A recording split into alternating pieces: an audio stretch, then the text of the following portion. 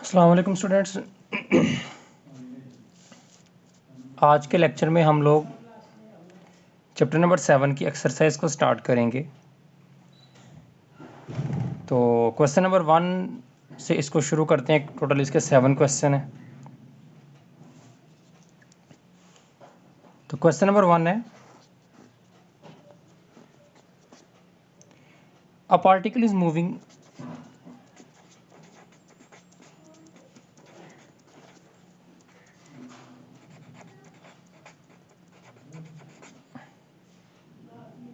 in such a way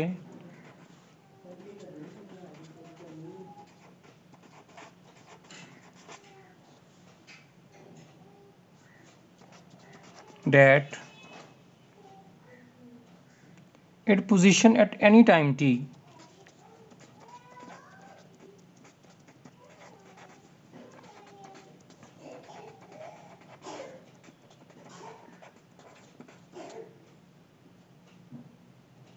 is specified by या given by जो भी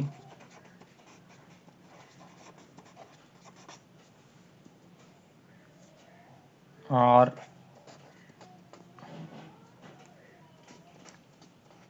T cube plus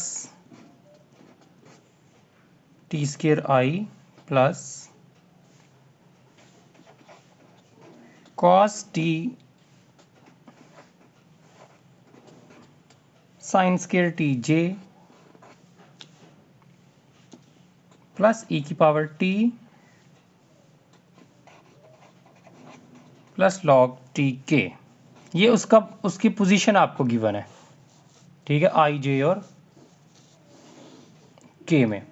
x axis के along position Y के along और जेड एक्सिस के along. Find the velocity and acceleration. Find velocity and acceleration.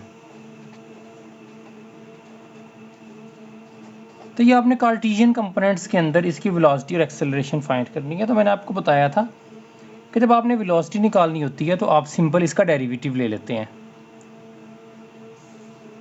Rate of change of displacement is called velocity.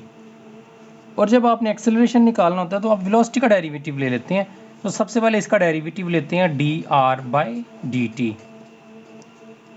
क्या derivative आएगा? 3t square plus 2t। Simple दोनों पे power rule लगा दिया और आई साथ वैसे ही रहेगा। आई कंपोनेंट का डेरिवेटिव, यानी कि हमने कहा था कि D x by D T, x वाले कंपोनेंट का भी डेरिवेटिव ले लेते हैं, वाई वाले का भी और जेड वाले कंपोनेंट का भी। जब हमने इसके कंपोनेंट्स की शुरू वाले टॉपिक कार्टेशियन कंपोनेंट्स की बात की, कॉस का डेरिवेटिव माइनस साइन और साइन स्क्वायर का पावर 2, शुरू में पावर में से एक कम और साइन का फिर लेंगे तो वो बन जाएगा कॉस टी प्लस, और तीसरा जो कंपोनेंट है ई की power T plus log T का डेरिवेटिव आ जाएगा 1। लॉग के आगे वाली को नीचे लिखेंगे और ऊपर उसका डेरिवेटिव, आपको पता है डेरिवेटिव कैसे लेते हैं। सो ये आपके पास वेलोसिटी निकल आई। पहला डेरिवेटिव लेंगे तो वो वेलोसिटी के इक्वल है। एक्सेलरेशन निकालने के लिए आप इसका दोबारा डेरिवेटिव लोगे, d square r over d t square. Second derivative यानी कि इसी का पहला डेरिवेटिव आपने ले लिया, उधर से फिर एक डेरिवेटिव लेंगे तो वह एक्सेलरेशन निकल आएगा। तो ये बन जाएगा 3 to 6t प्लस 2 साइन का डेरिवेटिव माइनस कॉस प्लस, इधर आप प्रोडक्ट रूल भी लगा सकते हैं। साइन टी और कॉस को प्रोडक्ट आ रही है, या इसका एक आसान तरीका आपको फौरी तौर पे समझ में आ जाना चाहिए कि आप एक स्टेप कर लें। इधर आप 2 साइन टी कॉस टी को लिख लें साइन 2t। आपको पता है ये एक फार्मूला है। आप इस पूरे को 2 साइन टी कॉस टी को साइन 2t भी लिख सकते हैं। हाफ एंगल फार्मूला आपने फर्स्ट ईयर में पढ़ा होगा।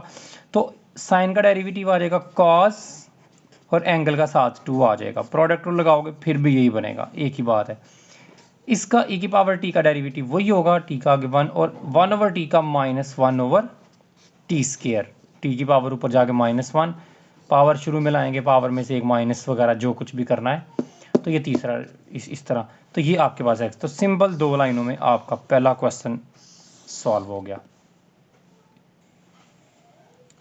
अच्छा, क्वेश्चन नंबर 2 और 3 आप लोगों ने खुद करना है सिंपल, उसमें भी आप लोगों ने डेरिवेटिव ही लेना है। क्वेश्चन नंबर 4 को हम लोग देखते हैं। क्वेश्चन नंबर 4 में position of particle moving along an ellipse is given by. एक पार्टिकल एलिप्स के अलोंग मूव कर रहा है और उसकी पोजीशन हमें गिवन है r equal to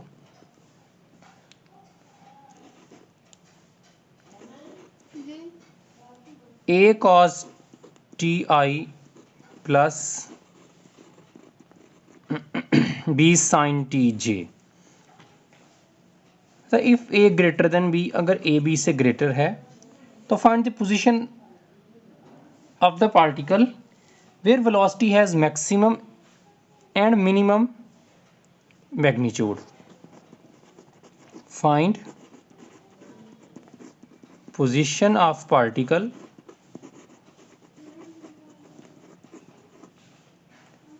where velocity has maximum and minimum magnitude। okay, solution।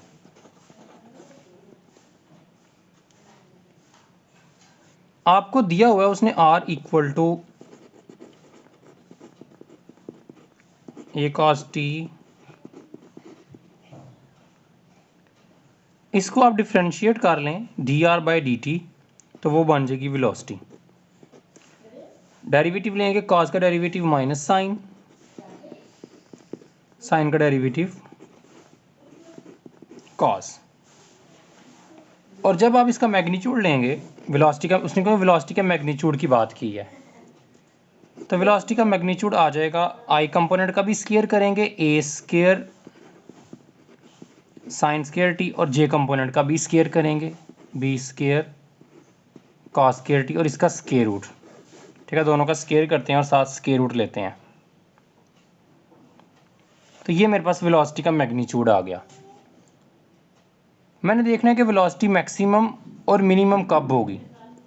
जिधर वेलोसिटी मैक्सिमम और मिनिमम है उधर मैंने पोजीशन को फाइंड करना है कि वो फाइंड पोजीशन, फाइंड मैंने पोजीशन करनी है उस जगह पे जिधर वेलोसिटी या मैक्सिमम हो या फिर मिनिमम हो। तो मैंने सबसे पहले वेलोसिटी निकाल ली, फिर मैंने उसका मैग्नीट्यूड लिया। अब मैं इसके मैक्सिमम और मिनिमम की बात करता हूँ। इसके लिए हम कॉस स्केयर की जगह 1 माइनस साइन स्केयर लगाते हैं, तो बी स्केयर 1 माइनस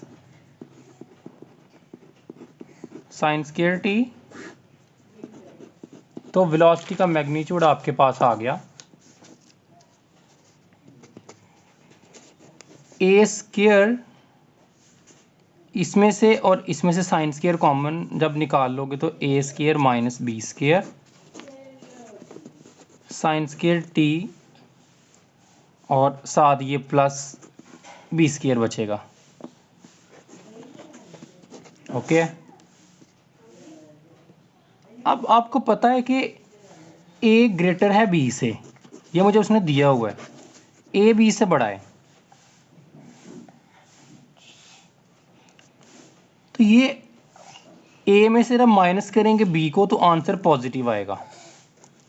ये value for example A for example 5 है, तो बी फिर 4 हो सकती है, ए से बड़ी तो नहीं हो सकती।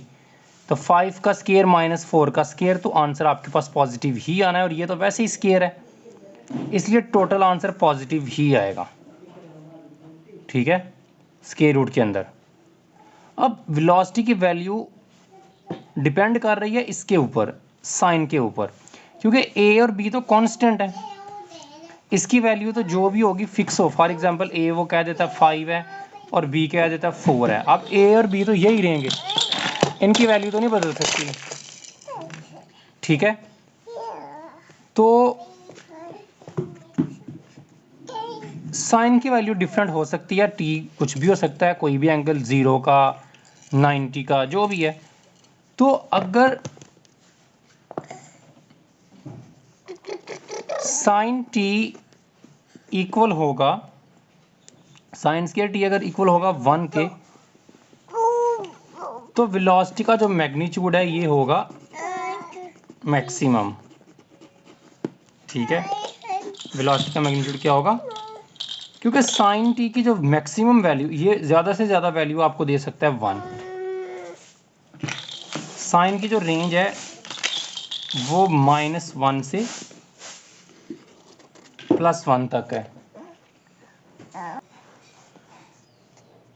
क्योंकि साइन जो है वो ज़्यादा से ज़्यादा वैल्यू 1 दे सकता है। आप कोई भी साइन 700 ले रहे हैं, साइन 200, साइन 1000, उसने वैल्यू या 1 देनी होती है या -1 या इसके दरमियान में पॉइंट्स में। यानी कि ऐसा पॉसिबल नहीं है कि आप साइन के आगे कोई सा एंगल लिखो इस तरह से और साइन आपको 2 पॉइंट समथिंग आंसर कैलकुलेटर, ऐसा पॉसिबल नहीं है। तो साइन की ज़्यादा से ज़्यादा वैल्यू 1 हो सकती है। जब ज़्यादा से ज़्यादा वैल्यू आपने ये 1 ले लेगा तो बड़े से बड़ा आंसर आ सकता है तभी। सो साइन स्क्वायर टी जब आपको ये आंसर 1 दे देगा तो उसका मतलब है कि आपके पास वी मैग्नीट्यूड सबसे ज़्यादा आएगा, यानी कि मैक्सिमम आएगा। और इधर से अगर एंगल निकाला जाए तो एंगल क्या निकलता है, दोनों तरफ स्क्वायर रूट ले लें, साइन टी इक्वल टू +-1, यानी कि साइन टी या तो 1 या साइन टी -1। ठीक है,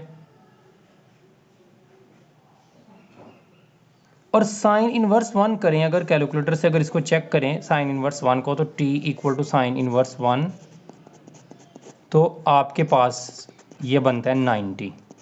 और अगर इधर से साइन इनवर्स 1 करें, साइन इनवर्स -1, तो t बनता है 270। कैलकुलेटर से आप चेक कर लें इसको। यानी कि वेलोसिटी मैक्सिमम तब होगी जब ये मैक्सिमम होगा, ठीक है, डायरेक्टली प्रोपोर्शनल है ना, और ये मैक्सिमम कब होता है, जब ये वैल्यू 1 देता है, 1 पे इसकी वैल्यू मैक्सिमम होती है।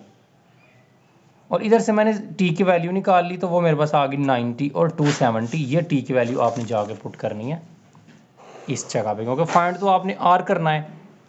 तो इधर आप t की वैल्यू 90 पुट करेंगे तो cos 90 0, sin 90 1, तो r की वैल्यू आपके पास आ जाएगी, r इक्वल आ जाएगा bj। तो ये आपके पास वो पोजीशन है जब आपके पास वेलोसिटी मैक्सिमम होगी।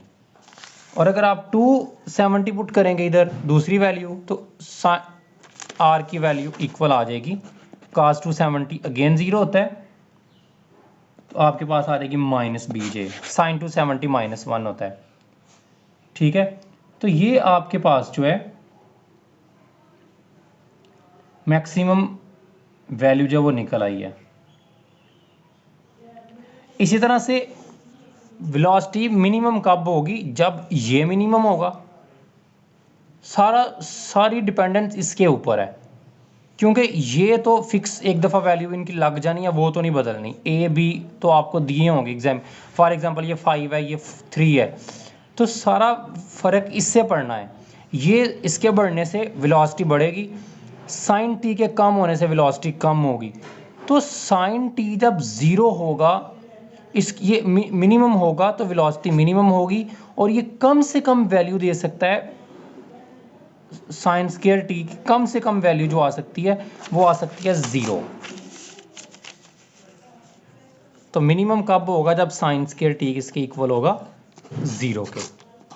अच्छा, अब एक क्वेश्चन माइंड में आपके ज़रूर आएगा अगर कोई सोचेगा तो, कि भाई वेलोसिटी की मैक्सिमम वैल्यू हमने कहा है 1 होती है, सॉरी, साइन स्क्वायर टी की मैक्सिमम वैल्यू हम कह रहे हैं 1, यानी ज़्यादा से ज़्यादा ये 1 दे सकता है, और हमने कहा ये कम से कम वैल्यू कितनी दे सकता है, -1।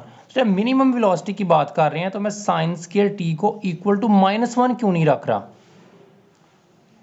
समझ आ रही है बात की, कि जब मैं कह रहा हूँ कि वेलोसिटी मिनिमम कब होगी, तो फिर तो तभी वेलोसिटी मिनिमम होगी जब ये मिनिमम होगा, और इसकी मिनिमम वैल्यू कितनी है, -1, सबसे छोटी वैल्यू।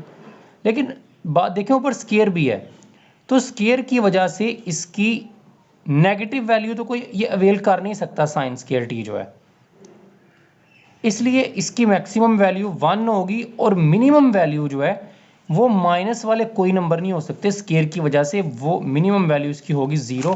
तो जब साइन स्केयर टी 0 के इक्वल होगा तो तब आपकी वेलोसिटी मिनिमम होगी। स्केयर रूट लें साइन टी इक्वल टू 0, तो sine inverse T equal to 0, T की value 0, R equal to A cos T I plus B sine T J में पुट करेंगे तो कॉस 0 1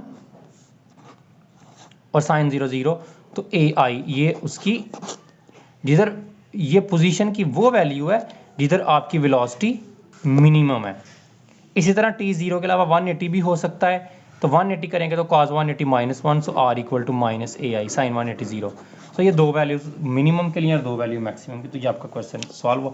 ये वेरी वेरी इंपॉर्टेंट क्वेश्चन है इसका। Okay भाई, क्वेश्चन नंबर 4 आपका सॉल्व हो गया।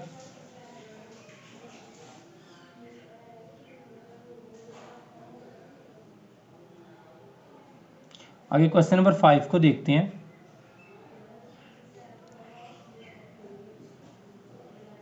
क्वेश्चन नंबर 5 में वो कह रहा है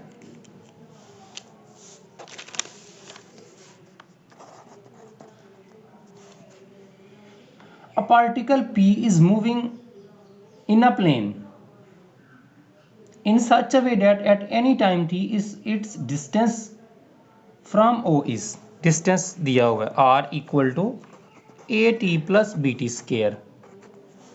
ठीक है, प्लेन के अंदर उसने किसी टाइम t पे O से यानी कि फिक्स पॉइंट O से उसका पोजीशन वेक्टर दिया हुआ है and connecting O and P makes an angle theta.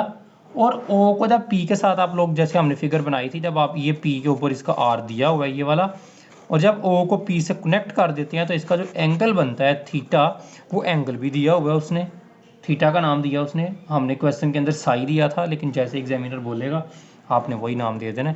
So theta भी उसने दे दिया with a fixed line O A, ये ए है, इसके साथ angle. Find the radial and transfer component of velocity and acceleration at t equal to 1। Radial और transfer component आप लोगों ने फाइंड करने हैं। ठीक है, तो रेडियल कंपोनेंट के लिए मैंने आपको बताया था आर उसने दिया हुआ है। हमने एक फार्मूला डिराइव किया था जिसमें हमने रेडियल और ट्रांसफर कंपोनेंट की बात की थी। रेडियल कंपोनेंट था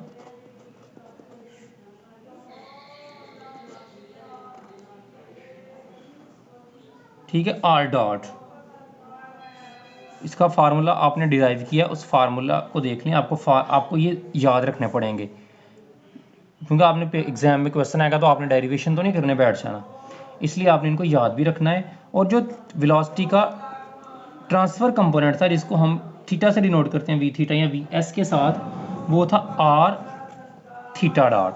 ये दो कंपोनेंट्स हमने पढ़े थे।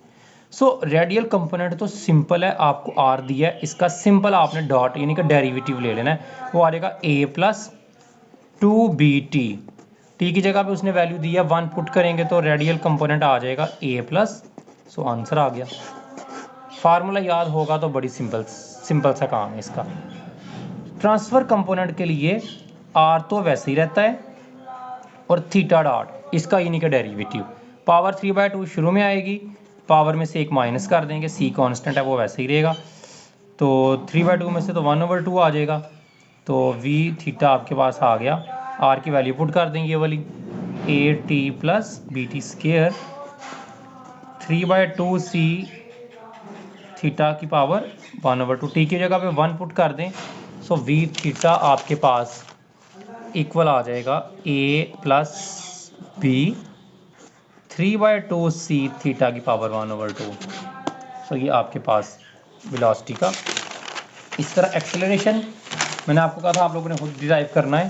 सो एक्सेलरेशन का जो ट्रांसफर कंपोनेंट है, एक्सेलरेशन का जो रेडियल कंपोनेंट है, उसका फार्मूला आपके पास है are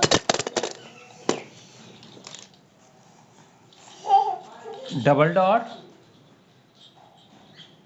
minus r theta dot square. तो आर आपको दिया हुआ है, इसके दो डेरिवेटिव ले लेंगे आप, थीटा का डेरिवेटिव लेके बाद में उसका स्केयर कर लेंगे आर से, तो ये आपके पास एक्सेलरेशन का रेडियल कंपोनेंट निकल आएगा। और एक्सेलरेशन का जो ट्रांसफ़र कंपोनेंट है इसका formula 2r dot theta dot